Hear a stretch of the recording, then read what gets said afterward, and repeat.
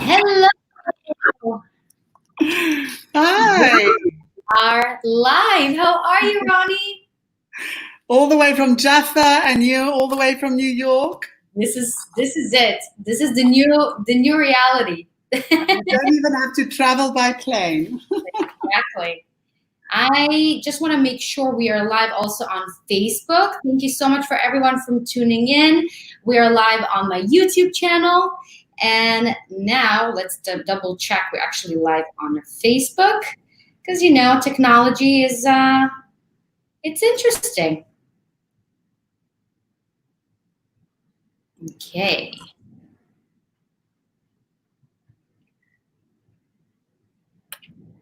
So, let's see.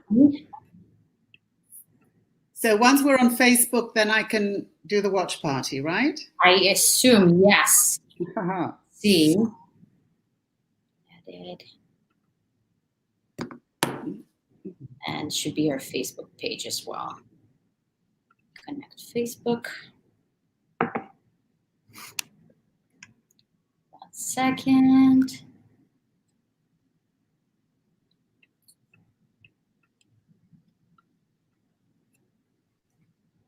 Interesting.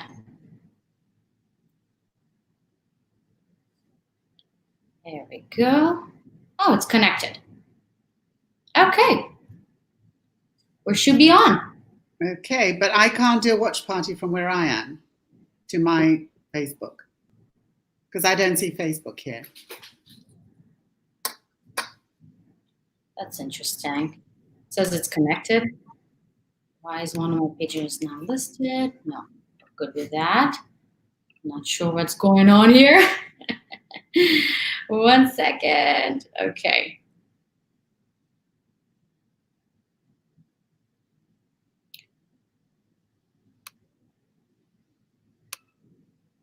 Can't even see being live on Facebook. This is what I don't understand. We already have people watching us from YouTube, which is great.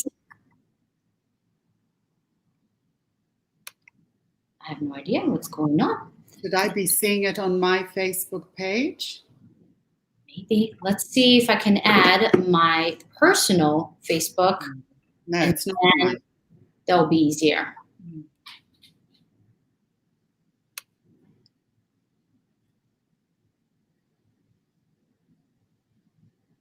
Okay. So we should be good. We should be live everywhere. Okay. I'm just not, all I'm saying is I'm not seeing it on my Facebook page, so I can't invite a watch party to mine. Well, what we can do, unfortunately, I don't know how to make it, the fact to do a watch party. If I can't even see it, so I don't really know how to even do it, but let's make the most out of it. Okay. Hi, everyone. Hi, everyone. This is the first episode of Tuned In, and I'm super, super excited because I had a vision of bringing all the mentors, all the experts that truly influenced me, not only as an artist, but for my self-growth. And you are one of the most significant mentors that truly transformed my life, not only from my artistic point of view, but also my personal and just how I see the world from now on. And I wanted to share your message to more people. And I'm so excited to have Ronny Hatchwell here. Nice to see you all, and thank you for having me. My pleasure, honestly. All the way from Israel. Yes, it's very interesting times. We're already 2 months in. We are in New York, still in quarantine. Here in Israel, it's a little bit better. So hopefully we're going to be able to enjoy the sun as well soon. But before we start, I just kind of want to give people a background about you. And maybe you want to introduce yourself and tell us, how did you get to the Be and Will Be method? Kind of what is your background? Well, it started when I was very young. I realized there was something else above me. And the first encounter I had was then I was about 7, and I literally drowned and lost consciousness in a pool. And I had an out-of-body experience. I sort of left and I saw everything that was happening from above me, and I could see my father pull me out of the pool and try to get the water out. And then there was a moment where I came back like a sort of earthquake. And I told my parents what had happened, but they just looked on to me and didn't say anything. So I thought everybody experienced that. I ended up experiencing that a lot during my life. And then I would get these messages. But I was very much alone in all of that, because at the time you couldn't say anything because people thought you were a bit strange. And then during the years, I mean, I'm jumping now, I found myself in the music industry. I was there for 30 years, and I'm still doing that. I represent an organization called Creative Community for Peace. And at some point, I was the C.E.O. of EMI Music Publishing in Israel. And so I was in touch with a lot of artists. So while I was having this, and I'd written a book by then called Be and It Will Be. And it came up in a different version that was released in the States called The Secret of Effortless Doing, Be and It Will Be. So that's the secret, be and it will be. And I found myself instructing artists through a different avenue, because you can teach an artist or anyone technicalities, but if they don't believe in themselves and believe that they can, it's not going to work. And I used to come across a lot of artists who used to say, oh, I've got a very bad PR. And I'd say, okay, but you manifested that into your life. So let's find out what it is about you that doesn't want to be a success. And then either the same PR starts changing, or you start changing and you encourage somebody else to come along. And then I've also had people who, say, for a guitarist would come and say, why should I even bother? There's so many guitarists in the world. And I would say, yeah, but when I put on the radio, I know if it's Al Di Meola, I know if it's Eric Clapton, because there's a special handwriting, and every single person has that speciality. And it's the speciality that comes through. And so since then, I've been giving a lot of workshops to artists, because I truly believe that the artist has a privilege. He has a stage, and he can speak to a lot of people at the same time.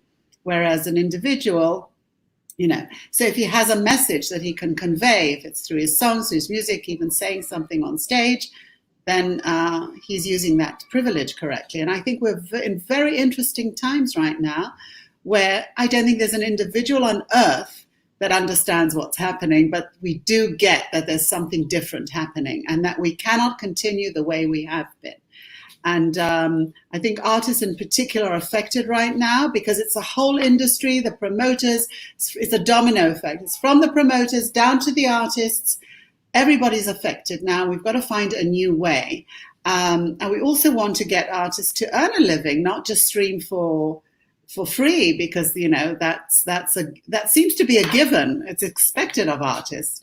But without art and without music, and I say, that above all else that's happening now, that people are now volunteering to give food and whatever, we should also give music. We should give something that uplifts, because our immune system is based on the way we feel about ourselves. And if I'm not happy, my immune system goes down. I affect the whole of society by just bringing myself down. If I'm uplifted, I uplift my surroundings.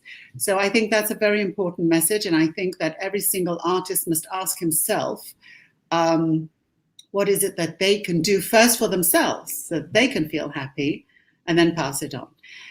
The other thing that I would like to talk about is what we call, and we're doing it now, streaming. It's not about who you are standing on stage. It's about what you're delivering. And if you are too interested in who you are, you won't get the audience you want. And I've seen that with myself. At first, when I used to give lectures, I was occupied, did I wear the right dress? Am I too fat? Blah, blah, blah. And nobody enjoyed it. But when I was in the delivery, people were high and said, wow, what was that? So it's being in the delivery, and it doesn't matter if it's 5 people that turned up, because those 5 people, if they enjoy themselves, they're going to bring the next 20. So never argue with what's happening. I really love this. And I remember one of my first I didn't really knew what it is, but when I was 21 years old, I got my first break. I got my first opera role Tatiana from Eugene Onegin, which if you're a soprano, you know it's one of the hardest roles on the repertoire of a soprano because it's 3 hours, Tchaikovsky, it's a full orchestra. And my voice at the time wasn't technically developed, but I just jump into water and I just trust it and I just let it go. And it was one of my best performances so far. And I always, since that day, I tried to recreate that. And that's where I got myself in a little trap. And it's very important to step away from yourself, step away from the technique, step away from the what do you think it should be, and kind of deliver what it's in that specific moment. I agree totally. Because at the end of the day, it is what it is. It is a delivery. Nothing belongs to us. Things come through us. Even now that I'm talking to you, it's not me. There's something coming through me. If I think it's me, I'm going to start stuttering. I think control. Yes, and I remember when I was studying in a conservatory, and we learned about history, music history in particular, obviously.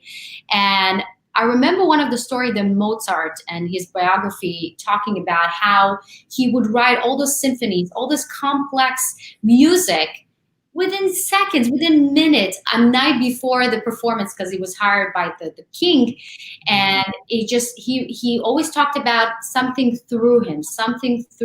And that stuck in me, this sentence. And I always thought, what is this through me? That kind of invoked something from me from inside. And when I heard your message, it just clicked for me. So that's alignment. That's actually understanding. I think the premise has to be first that we all agree that there is a source before us, that something created me. I don't care what you call it. You can call it God, you can call it source, you can call it energy, a universe, doesn't matter. But once we agree to that, life becomes easier because there's certain things. I always say if there's a problem, move away from it and it solves itself. But if you're trying to solve the problem, you're in a very, very condensed space. And then you've got the mind that is telling you a story about what it thinks it knows, but the mind only knows what it knows. It doesn't know what it doesn't know. Okay? So it cannot discover something new if it thinks it knows. And now, who's the thinker of what it thinks it knows? That's the ego. And the ego wants to prove, and the ego wants to show, and it wants to be the performer. But if you let go of that, you become, this is the biggest paradox, you become the bigger performer because you're now enjoying yourself in alignment, doing it rather than thinking about doing it or how you're doing it.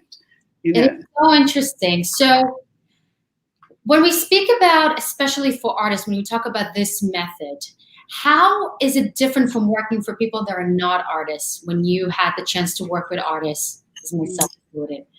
Well, first of all, I think everybody's an artist. I don't think there's anybody on earth that does not have a talent. And I think that, and that's a given. Everybody has something, it's a handwriting, it's the way they do it. Even a clerk in the bank has a way of doing things and expressing himself. But with artists, and I have to apologize ahead for saying this, they seem to have a bigger ego because they are always occupied with themselves. Even when they're going to buy clothes, they don't differentiate between the persona of the artist and choosing the clothes for how they feel about themselves. There's always something going on that keeps bringing them back to, I have to impress. And I have a sentence that says, don't impress, express. You've come here to express. When you express, you fall on somebody else's wavelength that is listening to that expression. But if you're impressing, you're falling on an ego, and there's going to be a judgment there. Okay, so I find I've come across a lot of artists who are amazing artists, but the father might have said, you're not going to make any money from that, don't even bother, or you don't even have that good a voice, so why bother? And they were waiting for that father's compliment to get on with it. And I've had people even, the parents have gone by now, but they still have that space in them. They said, but my father didn't believe in me.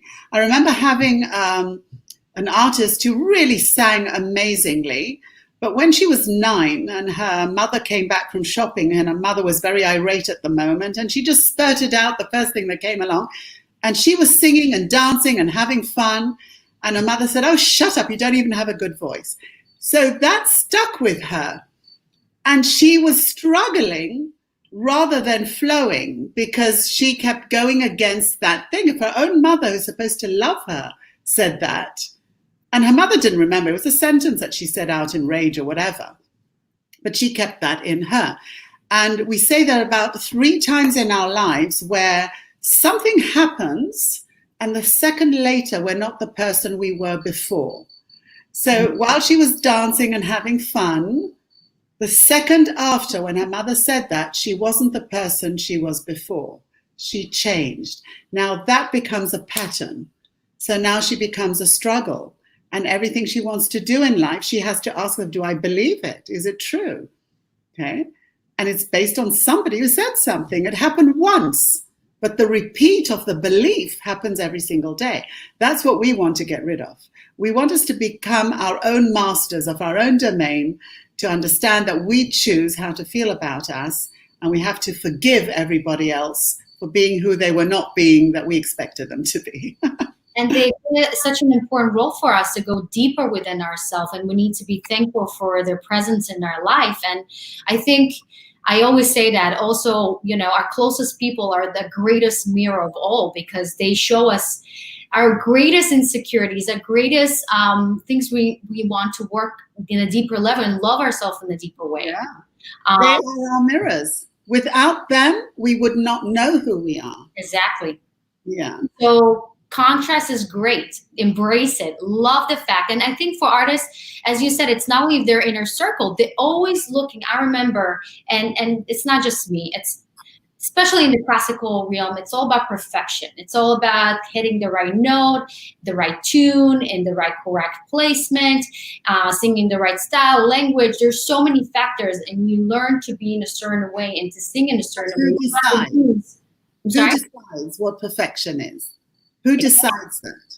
And you take those coaches, those vocal coaches or voice teachers as God, because you they are where they are and they have all this experience, and you try to break into this industry and you try to act a certain way or sing in a certain way. Will you be accepted? And you kind of lose your self expression and your uniqueness, and it's almost sound like everybody sound the same these days, because everybody's copying what they're hearing in the CDs and what the greatest artists did. They go to the same teachers and they all sound the same. And this is why, for me, it was so important to be, and my passion to be a vocal teacher, is to really bring that uniqueness that we're losing, and that, as you promote so greatly, about really trust that if you have a passion, this is not something that just happens. You have to trust it and go with that, and make up your own rules. And make up. Who's your boss? Who's living your life? Exactly. The thing is, it doesn't even matter. I've met a lot of artists who, they're not always on track, but they know how to sing their own music. And the audience, as long as they're kicking ass, sorry, want a better word, on stage and enjoying themselves, everybody's enjoying it. They don't even hear if it's the right decibel or not. Nobody cares. People want to enjoy themselves. And I think that is the most important thing here. So I even say that if somebody thinks that he's not as perfect as somebody else, the minute you start comparing yourself to somebody else, you're not you. And there's only one of you doing you. There's nobody else in this whole wide world doing the part of you.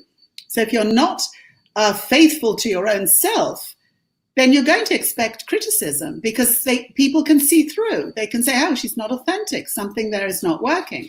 So to get authenticity means that you first have to accept you and not care. You have to stop caring what other people think about you, because otherwise you're in two worlds. If you've come here to deliver something that you have, and you should be enjoying it yourself first, that's what you're delivering. And we're always talking about vibrations. We're talking about states of being. My state of being is the only thing that radiates. So if I'm talking to a dog and I say to a dog, I hate you, the dog isn't going to hear hate. It's going to hear the vibration of love. But if I shout at him, I love you, in a way that I would have said, I hate you, he's going to understand hate. It's not about the words. It's about the tone. It's about the expression. It's about the state of being that you are in. You're loving you. you can expect love in return. If you're not loving you, you can't expect it in return. It's as simple as that. And it's science today. Science will tell us about there's a vibration, you're the vibration, you enter a wavelength, and there has to be a receptor at the end of that wavelength. It's just a given. So anything that you're doing now and being can actually affect somebody now in Hawaii, and you don't even have to know that. And that's the power of music.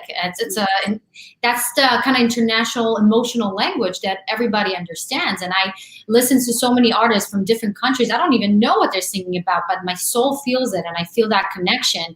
And I wish everybody would understand that our voice is so powerful, just as a vibration tool, instrument. And it's not about hitting the perfect notes, because nobody cares about it. People want to feel. People want to feel. They want to relate. They want to see themselves within you. They want to see the vulnerability, because not everybody are vulnerable these days. It's tough when you're exposing yourself like that in terms of your voice and your soul. But we need more of that to give some sort of permission to other people to see, okay, I something within me kind of released, and I feel better. And by the way, once you allow yourself to be really vulnerable and completely open, you've crossed your own bridge. Because once you've done that, there's nowhere else to go. It's done. You're relieved. You've just gone and done something that's relieved you from years and years of holding.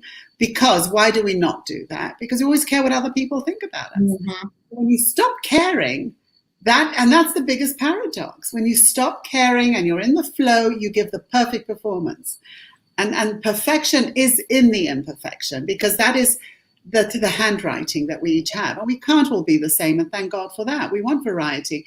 I have an argument with a word. People like to use the word diversity. And I say, why not use the word variety? Why diversity? Mm-hmm. Because if you came down now from another planet and you knew nothing, you knew absolutely nothing, and now you're watching. And you're watching somebody with a hijab, and you're watching somebody with a cross, and somebody with a Magen David, and a yellow person, and a black person, and a beige person, whatever, and you're thinking, wow, this is genius.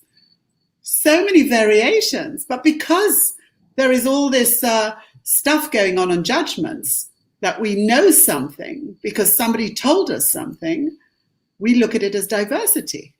But it isn't. Every single individual is a special person. So living in a world where, everything is so visual, everybody's showing their best self on Facebook, everybody are so, surrounded, let's say an artist that sees and feels there's something within him that he wants to express. He doesn't really know if he's good enough, but he has the passion, but he doesn't really have the support around him. What would you say to him or her? So the first thing I would do, as you know, we have a method, and it's called a cleansing method. So the first thing that we do is first to understand, who are you? Mm-hmm. In order to understand who are you, I've got to use the mirrors around me. So we usually start with our fathers and our mothers and blah, blah, blah. So every single trait that I recognize in somebody else lives in me in a certain way, okay? Now, if I'm looking at somebody and I'm saying, wow, I wish I was like that, and I take a trait that I really admire, then I know that there's a judgment about me, because why would I admire something if I didn't have a judgment about me? I wouldn't be looking at that trait. And if it's a negative trait, then that trait will live in me for sure, because I wouldn't be watching it otherwise. So I can give you an example. If I think of somebody as a miser, somebody who's stingy with money, we're both in prison now, because that means that every time he makes a gesture, maybe he brings me some flowers, I'm going to say, I found it on the floor. I have to justify the fact that I think of him in a certain way. Now, every time I have to meet that person, I become condensed. Oh, God, I got to meet this miser again, right? So we're in prison. I want to relieve that person from the way I feel about him. And this is the important thing to understand. There is no measurement other than me experiencing me in any single given situation. Whatever I'm looking at, I'm experiencing me looking at that. So if there's a cup here, the way I experience this cup is me. I am the cup in that moment. You may see the cup in a different way, and that is you experiencing you. So we really have to get this, because the way we look at the outside world is through our inner experience of ourselves. And that gives us tremendous power, because I don't have to educate anyone. I don't have to go outside and say, no, you've got to fix yourself so I can feel better. Can you just stop being that tool because it doesn't feel right? No, I fix it within me, and then the world suits me. Okay, it works that way. But the first thing I have to learn is forgiveness. I have to release that person. So just to remind us, we're talking a spiritual talk here, which means that and we said the premise was that we believe that there's a higher power, there's God or whatever. So if you came into my life, you and I, because we're in a relationship, we will have had some sort of a contract between us that said, I'm going to play this part in your life, you're going to play this part in my life until we both wake up. Mm-hmm. So if I've woken up to understand that it's my responsibility the way I see you, and I don't like the way I see you, I'm the one that has to release you. And then when I release you, you don't have to play that part anymore. So if somebody is insisting on knocking on your door and, I don't know, cursing you or whatever, it's because you haven't released them. It's not the other way around. And that person wants to be released. He doesn't like being that person. But we've put him in that position because we're not willing to look inside and do the work. So the first thing is we look at the traits of others, okay? And we have a lot of forgiveness. And then we can now work with the person who's in front of me. And then what I can say to him or her is now he's free to be who he needs to be and to stop judging himself and just be in the flow of the music, of the writing, or whatever it is that he has to be doing in his art, whatever it is. He can now just be expressing because he's disconnected himself from all what we call the rubbish. It's important for artists. I think, I think most of our work was always trying to satisfy people and trying to make them like us. And it's just completely does the opposite. And it's a prison. You're putting yourself and others in that prison and not allowing the magic happen. I think that's the beauty of performing and being an artist. It's you're being some sort of magician. You just create this environment around you. And it's so liberating to just produce and express with no even, and I think the greatest, like the artist that pops in my head, Lady Gaga, like I know when she sings and when she came 15 years ago, I don't even remember, she was just so outrageous, so out of avant-garde. Impressing. And what really impressed me about her, she's not the perfect singer. She's not like the most polished one, but she touches you. She speaks to your heart. And that's why, in my belief, that's why made her success so huge. Mm-hmm. And that's what we need more of. And stop looking for that reassurance outside and just give yourself the permission to be who you are and just go with that and see what's going to happen. What's the magic that's going to be. And I think stop trying, because when you're trying, you're trying. We always say a bird doesn't try to fly. Yes. You have to be in the moment. You have to learn how to be in the moment and just be in the expression and the flow of it. So speaking of, this is one of the sentences that in Ronny inspiration cards that I use daily, and I also use it with my students. And it's such a great way to kind of evoke and show you where your focus is, and also what are the inspiration that can inspire you and look in a different way and shift your energy. So it's super cool. And speaking of being an artist, Ronny, you're an artist yourself. I didn't even know. I started to doodle, and then I thought, you know what? Why not put one of my messages on Facebook with the doodle? And then people started saying, are you selling? I said, why not? Exactly. Are you buying? You can see at the back. Ooh. Can you see the lamb is on the back? I don't know if you can see it from here. But yeah. Absolutely gorgeous. And just for the sake of fun of it, I'm just going to pull one of the cards and see what Sol has to say for us. Okay. So we have... the mask. I love this one. I get this a lot, actually. How many masks do we wear in a day? Who we are being every time we meet someone? Can we not just allow ourselves to be comfortable in our own skin? And isn't that amazing that you picked that card when we were just discussing that? There's no coincidence. No coincidence. It's just meant to be. What I do with the cards is that every day when I pull out one, I allow it to be my how do you say, my company all day long. Yes. Because I remember what it says, and I'm checking myself, and I'm saying, "Oh, am I being a mask right now?" Yeah. It's this constant reminder, and I think when you get to that place of feeling that feeling, it's almost addicting. You kind of don't want to go back to feeling bad. You don't want to go to that judgment place.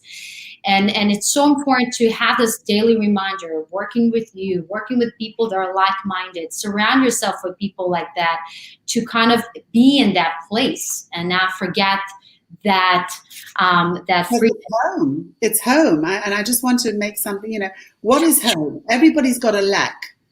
Everybody's lacking something. In psychology, you go back, you think it's because of a parent or something. It's not. Again, we're talking a spiritual talk. The lack is because we are all connected, but when we don't feel the connection, we're going to feel the void. And in order to feel the connection, I have to see the other person. I have to be, the only way I can see another person is I'm not occupied with my own misery. So if I'm home and I'm serene, I'm now open to see the other person. That's where the connection is. There's no void in that moment. And also kind of like a question that just popped in my head. Yeah. Sometimes, one of the greatest songs or albums were created from a very deep place of pain and expressing that pain. And if an artist, let's say a singer, doesn't feel good that day, and he just can bring himself up to that place of just of high frequency, is that something you think, though, it's just allowing yourself to be where you are and meet where you are and allow yourself to never deny where you are. On the contrary, if you're feeling down, but this is the thing, you want to be watching yourself feeling down. There's a duality living in us. There is the ego, and then there's the God, me. There's the I and there's the me. If it's me, I'm condensed. But I want to be watching that. And if there's pain, and this is the thing to understand, pain is in the body. It's an energy field. The pain is the conscious, the body is the conscious mind. It's the only thing that feels. Nothing experiences anything except the body. Okay? Now, if I'm listening to a story about yesterday, my body's going to feel it in the now because my existence is in the now. If I'm going to tell it a future story, it's going to feel it in the now as well because that's where my body is. Okay? So I have to get that, because if I get that, then I can stop being reactive and I can be proactive. But the first thing I need to do, I don't want to discard where I am. So if I'm feeling pain, I want to go through the pain. But I want to go through it without the story. I want to find out where it is in my body, and it's always in the body. It could be in my chest. So be with that for the moment. Breathe into it. Breathe it out. You've taken notice of it. Now you can go. You don't have to deal with it anymore. Okay? The story and the situation is only a trigger to cleanse the energy fields in our body. The body is a memory field of everything we've ever been through. So if there's a trigger, the trigger is not about something new. It brings up something old, because nobody could put a feeling in you. You can only get a feeling out of you. Okay? So you're a reactive. Yes, definitely hug yourself in that moment until it dissipates, and then you can now proactively choose, just because you can. Yes, if you can. How to feel, just because. That's beautiful. So, question. So, in our world of singers, especially, when you go through this whole series of training, going to vocal coaches, studying maybe in schools, going for auditions, right, for many, many, many years, and nothing really clicks. There's this breakthrough. Nobody discovered me. There's no break, and they feel stuck. What would you say to them? Twofold. First of all, I have a friend who called me up one day and said, "I'm so jealous you had your book published." And she's a writer. And I said, "Well, then publish your book." And she's got a lot of money, this friend. And I said, know. This is the book. That's the Hebrew one. There's the Hebrew one. And the beautiful thing about this book, and before I had the cards, I would, obviously, I read it frequently and I highlight the places where I feel really, where it's truly resonate. And I just kind of flip it and stop and start reading. And it's just so incredible how everything is exactly what I needed to hear every single time. I always say, first open the book randomly. It's going to fall on something that you need to know, and then read it. But it's a book that just goes on forever. It doesn't matter which stage of your life you're reading it. You're going to read it from the stage you're in. It's going to make different sense than it did, say, a month or a year ago. Okay, because you're changing all the time, you know. So now you're reading it in a different. It makes a different type of sense. Yes. When you're now. But that's the Hebrew version. There's one in English. People can get it on Amazon. It's called The Secret of Effortless Doing. Be and it will be. That's the secret of it. So what I would say to somebody, that it's twofold. So my friend calls me up and says, I'm so jealous. I said, so publish your book. You've got money. Go and publish your book. She says, no, I want to be discovered. So I said, but you see, there's somebody in Timbuktu who can't read your book because you're waiting to be discovered. If I was able to, I'd buy my own publishing house and I would just do it because you want to get the book out. So I would say sometimes first of all, I think that in order to get to that space of getting the part that you want, you have to really understand alignment. If you don't get that and you're still in judgment, and every time you go for the audition, you've already got a story working there. Because remember, we live in a matrix. 90% of our lives is matrix. That means that we are reactive all the time. We've got 5 senses and we are reactive all the time. If you're going to eat chocolate, you're going to remember that you already had chocolate once. Okay? We want to get to what the 6 senses. That is the third eye, as we call, which is the pineal gland. And what does that mean? It means I have to zoom out. If I'm reactive, I have to zoom out for a minute and allow, and this is the biggest paradox, I have to let go of what I think I know in order to discover what I don't know. So if you're going to an audition, you have to let go of everything you think you know. This is a brand new audition. And what I say is, it's not even an audition. Because when you get there, you're acting a part. You're not auditioning.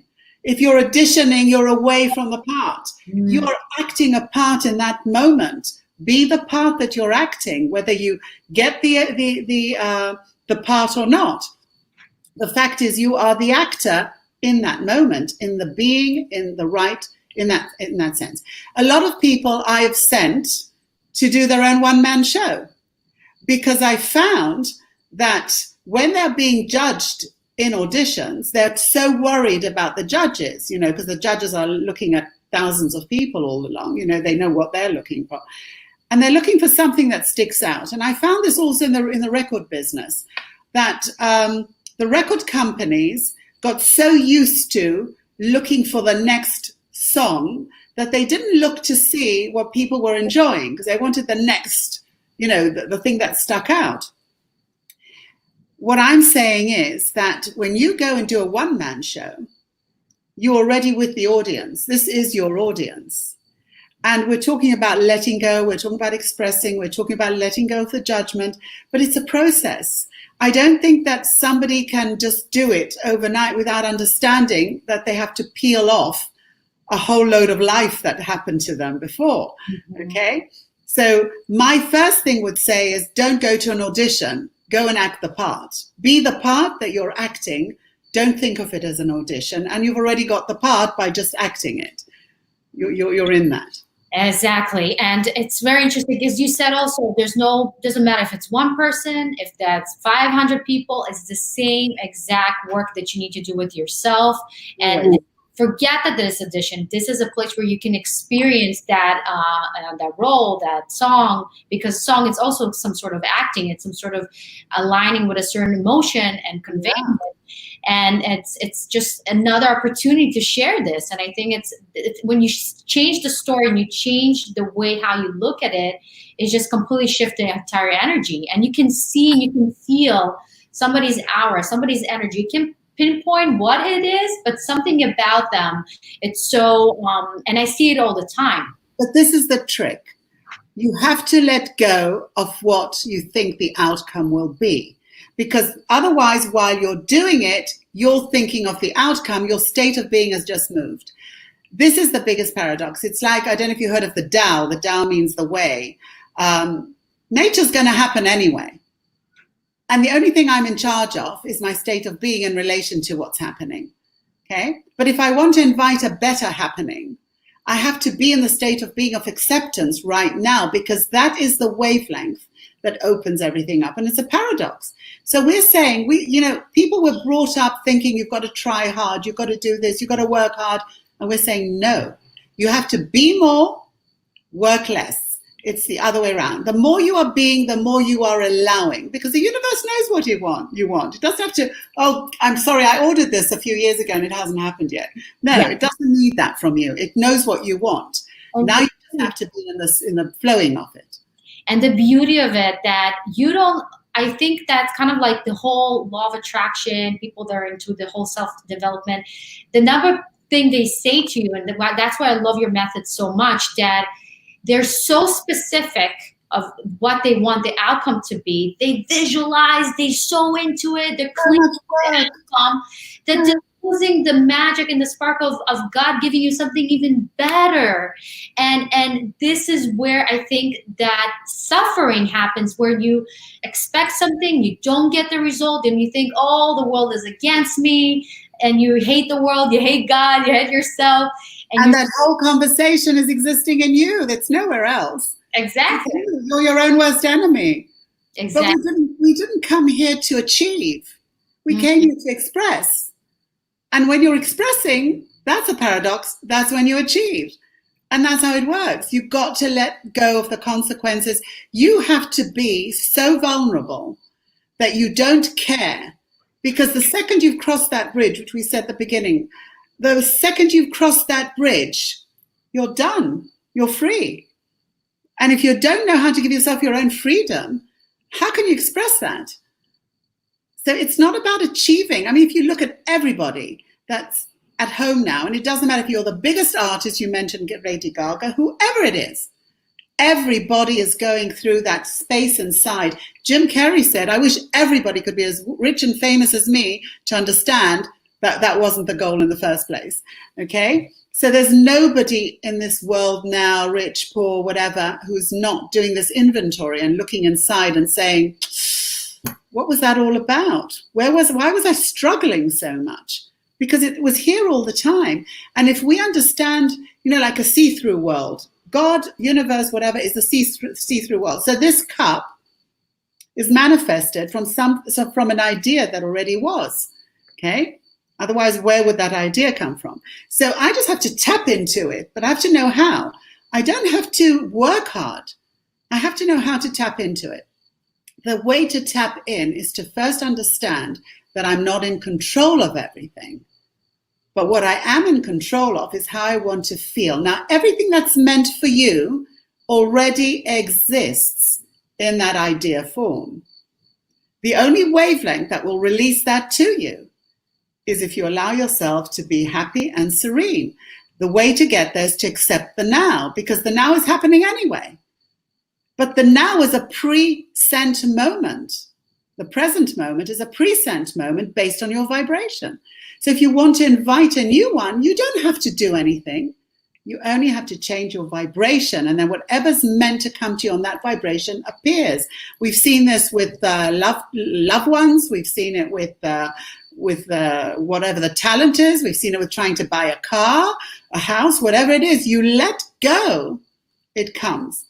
So this is the language that people have to really understand and learn. It's a brand new language, and it's totally different to anything we've been taught. Scary for many people that want that guarantee, those numbers, those reassurance, and they don't understand that the only guarantee we have is this moment right now, and just trusting, and that everything happens for your own good. And in the now, you will always have what you need. In the now, there is never, we needed a laptop now, we've got the laptop. You don't need anything else other than what you have right now, always. And that is abundance. And this is the other thing about abundance. And people are getting a little bit confused now, because they're thinking, oh, maybe it shouldn't be about earning more money, and maybe, no. The universe wants us to have abundance. What it doesn't want us to do is to bow down to it. So if I'm sitting on a chair, I have to enjoy the chair. Isn't this lovely? I've got an amazing chair. But when I go to the beach, I don't want to drag the chair with me. Okay. And when I go to the hotel, I don't want to drag the beach with me, but the hotel is mine and my experience in that moment. So we don't want to be attached. We want to enjoy. We want to be constantly flowing in the amazing, abundant experiences that we have. And then everything comes to us. But we don't want to be attached to it. If we're attached to it, it becomes another God. We've been condensed again. We start having that inner conversation. We become our own worst enemy. And we've just lost the very thing that we wanted in the first place. It's so true. And as you said, also, now waiting for that opportunity, that audition, that somebody to discover you and create your own show. You have this amazing tool we didn't have back in those days, where we can just broadcast this interview. We can just tap into people's homes and their phones every single moment. This is so powerful. And I think people underestimate it. They think there's a certain way to make it versus just to express and let the journey discover you what you meant to happen. This is what and it was available. It was available all the time, but now you're forced to see it. Yes. It was there all the time. Speaking of Corona, so the entertainment world is going crazy right now, and a lot of people think that kind of the entertainment is done. It's over. It's definitely not going to be what it used to be. What's the point? What do you think about that? It's not over until it's over, and that's when life is over. Well, I have a different take. First of all, because my other hat, and I represent this organization, so I'm talking to the promoters all the time and the artists and so on. It's a moment. It's a moment in our life where we have to look back and see where we were before and how things are operating right now. And people come up with these amazing ideas. For instance, this idea of a drive-in right now, so you can come in with your car, out of the car and down. But the thing that we have to understand, Corona means crown. It means that we're reaching a certain point in evolution. And we're in it. We're in the evolution. We're going through it. And the difficult thing is to understand that we have to flow with it rather than struggle against it.